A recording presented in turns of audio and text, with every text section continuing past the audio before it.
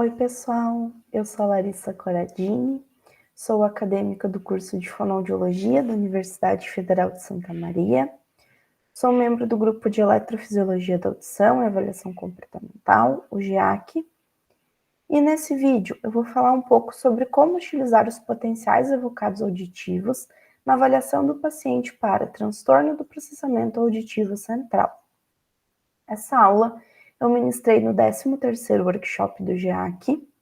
O primeiro dia de aulas está aqui no nosso canal do YouTube e o segundo dia de aulas foi ministrado presencialmente, então essa foi uma das aulas. Inicialmente, contextualizando, o processamento auditivo central, PAC, é o caminho percorrido pelo estímulo acústico desde sua entrada no sistema auditivo até o córtex. Então, o som entra pela minha orelha externa, passa por orelha média, orelha interna, nervo auditivo, tronco encefálico, até chegar lá no cérebro para ser processado.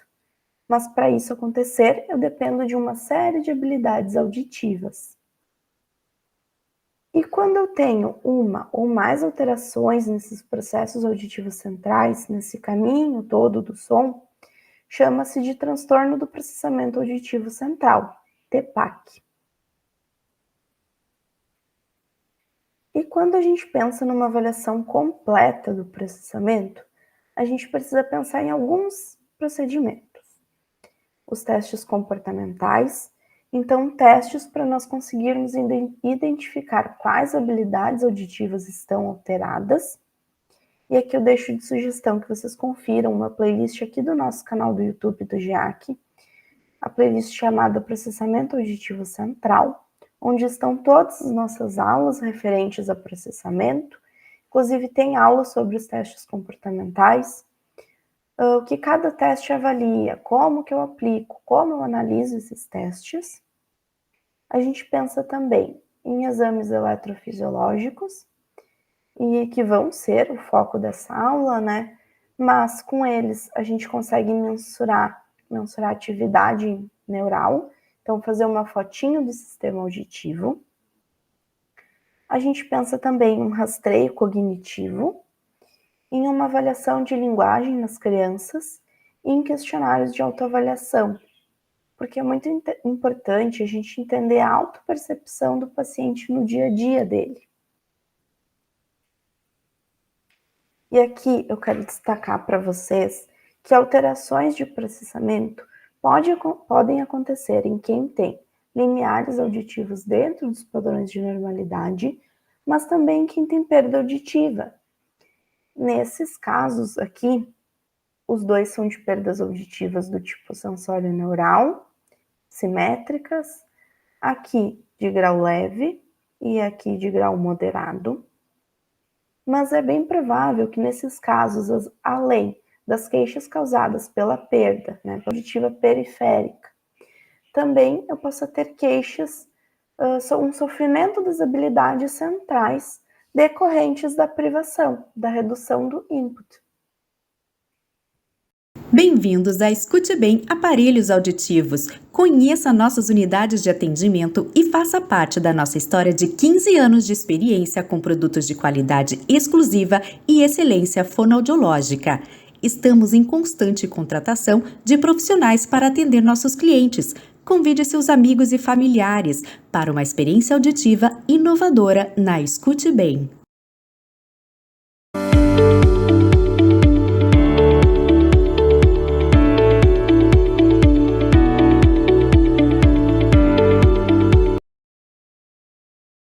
Melhor compreensão de fala. A tecnologia Roger mede continuamente o nível de ruído do ambiente e ajusta o volume do microfone automaticamente. Se o nível de ruído aumenta, o Roger ajusta o volume de acordo com o ambiente para manter a voz do interlocutor acima do ruído de fundo. A compreensão dos usuários de aparelhos auditivos com a tecnologia Roger é quase 10 vezes melhor do que o das pessoas com audição normal em situações de ruído e à distância. Através do aplicativo Remote Control Plus, As pessoas com dificuldade no processamento auditivo central terão todo o ajuste de ruído na palma da mão, sem precisar ir à unidade de atendimento. Em ambientes de festas, os algoritmos de procura de fala agem em 360 graus para fazer a redução dinâmica de ruído. Caso ainda precise de alterações feitas pelo fonoaudiólogo através do aplicativo Remote Plus, o usuário do aparelho pode receber ajustes ainda mais precisos. Para isso, basta clicar no ajuste enviado e aceitar as alterações.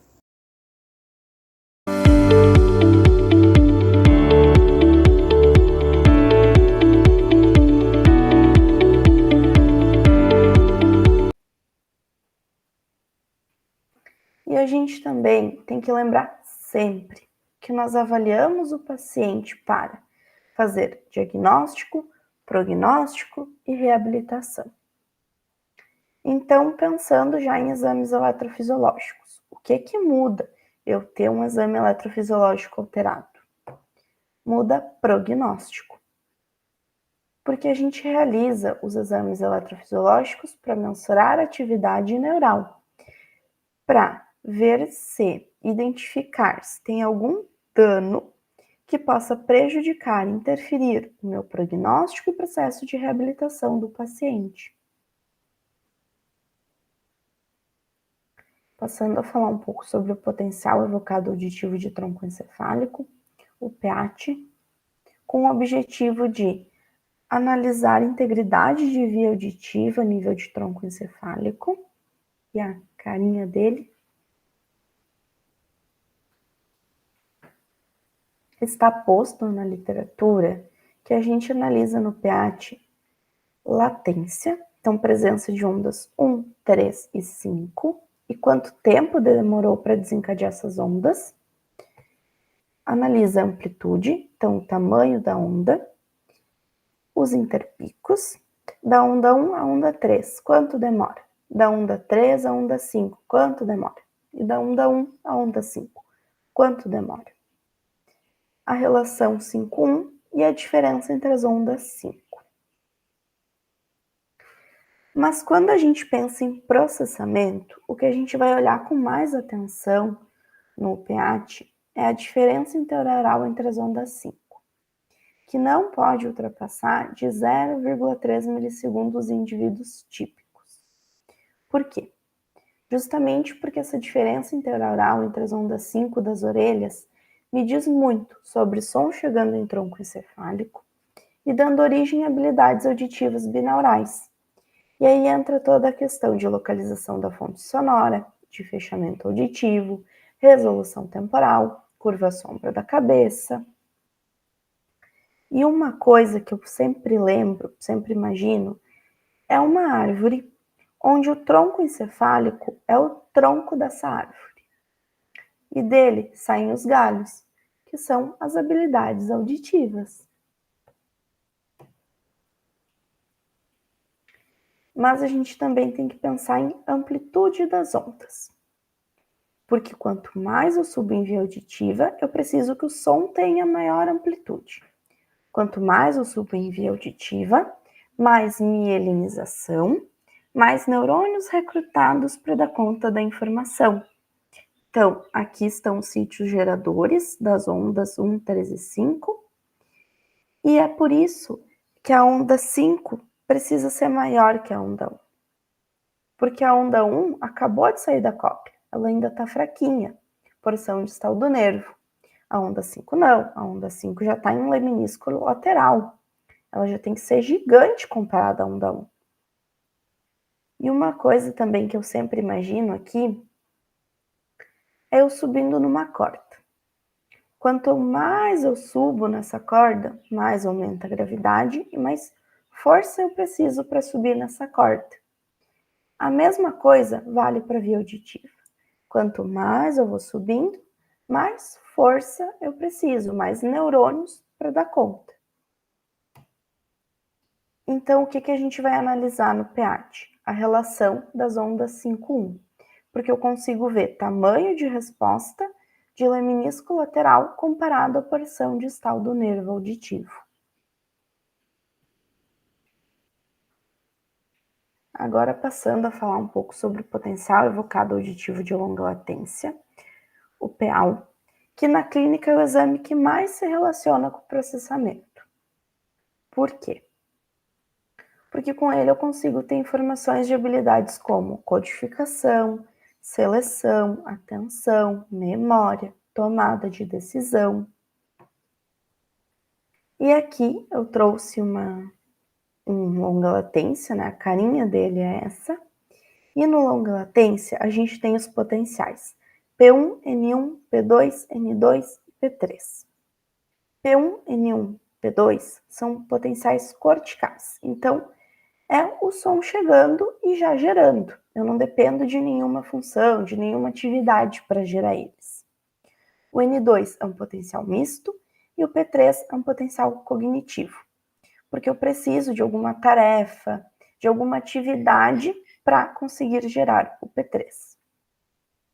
Aqui na UFSM, nós utilizamos os estímulos verbais, BADI, e aqui nesse primeiro traçado, é o traçado dos estímulos frequentes. Ba, ba, ba, ba, ba.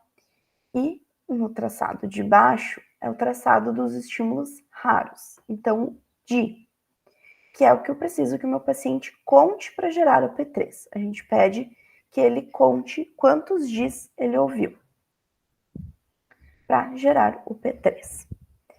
Mas o que significa cada um desses potenciais, né? O P1 é o som chegando, é o córtex auditivo dizendo que o som está chegando. O N1 é o som chegando e começando a discriminar. O P2 é o som chegando, começando a discriminar e começando um processo de aprendizagem. O N2 é o som chegando, comecei a discriminar, comecei a aprender sobre ele e isso está fazendo sentido. E o P3 me dá muitas informações de discriminação, de memória, de atenção, de tomada de decisão. Então, se eu for passar para a vida, o que significa cada um desses potenciais na vida do meu paciente? O P1 é aquele paciente distraído. O som vem e precisa de repetição. O N1 é aquele paciente que fica perguntando: tem som? Que barulho é esse? O P2 ouviu o som e já não sabe mais que som é aquele. O N2, não sei que som é esse, não entendi, não discriminei, não fez sentido. Então, se eu tenho alterações no longa latência, eu consigo fazer um paralelo do que significa isso na vida do paciente e ainda relacionar com os testes comportamentais do processamento.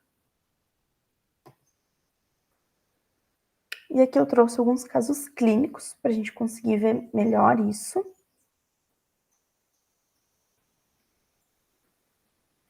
Aqui, o caso 1 é da paciente D, do sexo feminino, de 22 anos, sem alterações auditivas e sem queixas quanto ao processamento.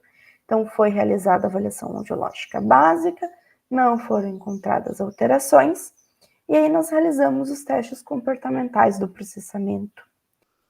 Foram realizados o teste de código de dígitos, o TDD, na etapa de integração binaural, o teste padrão de frequência, o TPF da Auditec, o fala com ruído, numa relação sinal-ruído mais 5 dB ipsilateral, o Masking Level Difference, o MLD, e o Gap in Noise, o GIN, aplicado de forma monaural, a faixa 1, e não foram encontradas alterações nesses testes. E aí nós realizamos o PEAT dessa paciente. E aqui a gente consegue observar, então, que no PEAT nós temos presença de ondas 1, 3 e 5 bilateralmente, com valores de latência e interpicos dentro dos padrões de referência, né, de normalidade. Então, uma via auditiva organizada, dando conta da informação, indo de encontro com o que a paciente disse, não tenho nenhuma queixa. Uma via auditiva íntegra a nível de tronco encefálico. Então, nós fomos lá e fizemos o longa latência dessa paciente. A gente consegue observar também que que nós temos presença de todos os potenciais bilateralmente, então P1, N1, P2, N2 e P3. Todos os valores estão dentro das referências, né, dos valores de referência, de normalidade. Uma via auditiva, então, organizada, indo de encontro com o que a paciente disse. Não tenho nenhuma queixa, né? Eu estou dando conta bem das informações e é isso que a gente consegue ver aqui. Cada potencial desses, da mesma forma que cada onda lá do PEAT, representa uma coisa e está tudo indo de encontro, que ela não tem nenhuma queixa, uma via auditiva organizada. Aí a gente passa para o caso 2, do paciente M, do sexo masculino, de 24 anos. Também foi realizada a avaliação audiológica básica dele, sem alterações, e foram realizados os mesmos testes de processamento realizados anteriormente. E esse paciente tem queixa de processamento, tá? Ele disse assim, eu tenho dificuldade de entender a fala em locais ruidosos, quando tem muito barulho, tenho dificuldades de memória, né? Logo que falam alguma coisa para mim, daqui a pouco eu não lembro mais, então memória auditiva, concentração, planejamento. E nos testes comportamentais dele, aqueles mesmos 5 da paciente anterior, foram realizados na paciente anterior, neste caso foram encontradas alterações. Foram alterados o GIM de ambas as orelhas. O GIM basicamente avalia a resolução temporal e o MLD também deu alterado. O MLD, interação binaural e atenção seletiva. Quando a gente vai olhar o PEAT dele, a gente vê ali que na orelha esquerda, que é esse canal B aqui, presença de ondas 1, 3 e 5, com valores todos normais, dentro da normalidade, mas quando a gente vai olhar para a orelha direita, esse canal A aqui, a gente vê que tem presença de ondas 1, 3 e 5, com latências normais.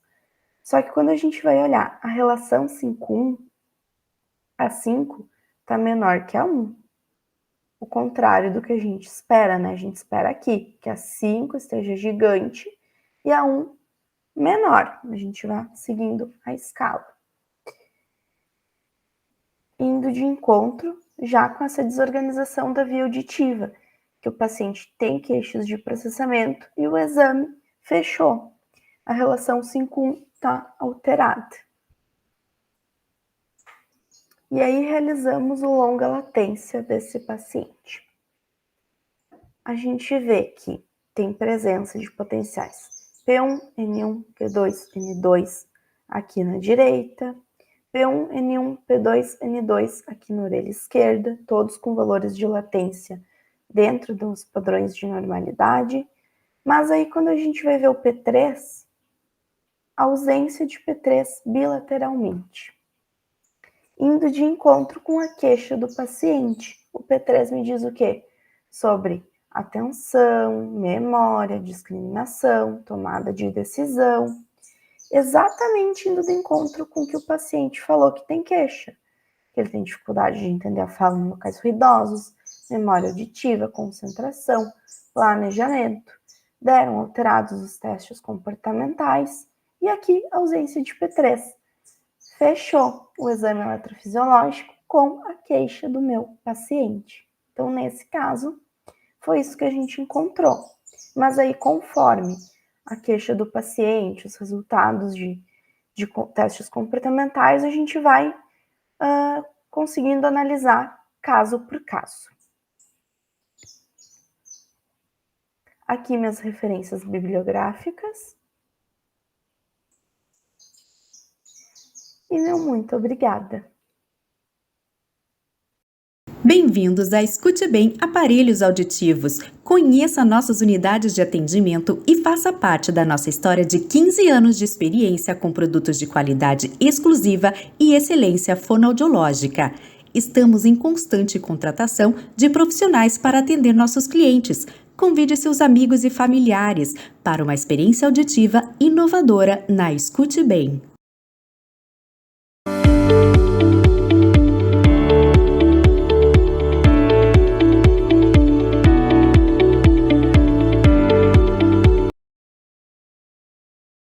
melhor compreensão de fala. A tecnologia Roger mede continuamente o nível de ruído do ambiente e ajusta o volume do microfone automaticamente. Se o nível de ruído aumenta, o Roger ajusta o volume de acordo com o ambiente para manter a voz do interlocutor acima do ruído de fundo. A compreensão dos usuários de aparelhos auditivos com a tecnologia Roger é quase 10 vezes melhor do que o das pessoas com audição normal em situações de ruído e à distância. Através do aplicativo Remote Control Plus, as pessoas com dificuldade no processamento auditivo central terão todo o ajuste de ruído na palma da mão, sem precisar ir à unidade de atendimento. Em ambientes de festas, os algoritmos de procura de fala agem em 360 graus para fazer a redução dinâmica de ruído. Caso ainda precise de alterações feitas pelo fonoaudiólogo através do aplicativo Remote Plus, o usuário do aparelho pode receber ajustes ainda mais precisos. Para isso, basta clicar no ajuste enviado e aceitar as alterações.